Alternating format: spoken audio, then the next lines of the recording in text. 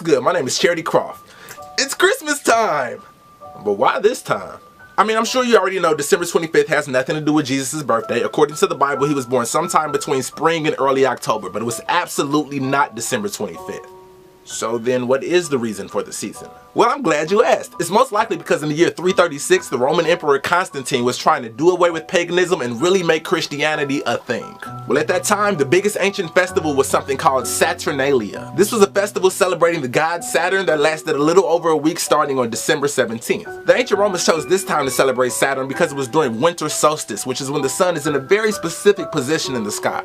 Now, we won't get too far into that, but listen, once you learn why Saturday is named after Saturn and why Sunday is named after the sun, and notice how most religious activities take place on one of those 2 days, a lot of things will start making sense to you. Anyway, so Constantine thought, since everybody's already celebrating at this time, I can just make this the day that we celebrate Jesus, and the whole world can make a much easier transition to Christianity. You gotta realize that at this time, most people worshipped multiple deities and were so-called pagans. Well, since Constantine and the Council of Nicaea were hell-bent on making Christianity the most powerful religion on earth, they just slapped their holidays on top of pagan holidays so the people could convert easier. Side note, the reason why Easter is always celebrated on a different day every year is because it's always the Sunday after the first full moon of the vernal equinox. Super pagan, nothing to do with Jesus' resurrection, nothing. Anywho, Christmas trees were used to decorate Saturnian temples, mistletoe was used by ancient druids because they believe it had mystical powers, and presents were given during winter solstice to celebrate the spring to come. Pagan, pagan, pagan!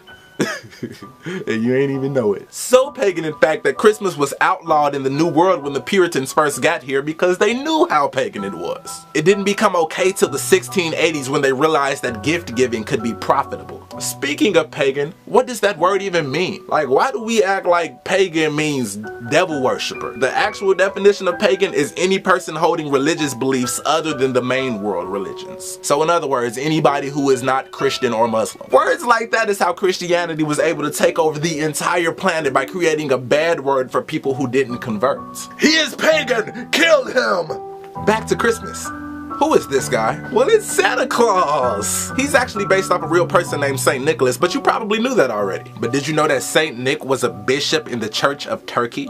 He anonymously gave 3 bags of gold to a poor family, and after that everybody just made up this legend about anonymous gifts coming from a guy named Saint Nicholas, and Santa Claus was born. And now he lives in the North Pole even though he's from the Middle East. So that means that originally Santa Claus's gift giving was a noble act of helping the poor. But in the 1800s, companies found that it was far more profitable to make it about little kids, because of course people buy gifts for kids before they buy them for poor people, and so companies like Macy's started using Santa's name to make Christmas into a corporate capitalist fiasco. But here is the biggest point of this video. In America alone, we spend more than $465 billion on Christmas presents every year. Those are gifts for one day, $465 billion. Well, check this out. According to Charity Water, you can buy a well for $5,000 that will provide water for 250 people for 20 years. And according to Feed the Children, you can buy a meal for 300 people for $120. So if you do the math, $120 times 3 meals a day times 365 days a year, then add in the cost of the water well, you could provide 300 starving people with food and water for a whole year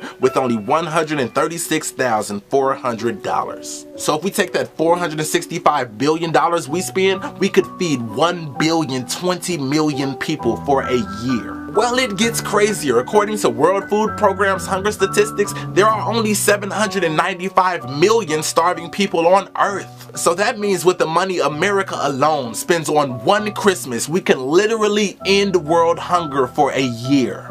Now let's take that one step further. If we just did away with the entire gift-giving part of Christmas, and every year we use the same money that we would have spent on presents to instead feed the poor, there would be no such thing as hunger, and the entire world would have food. Merry Christmas. I love you.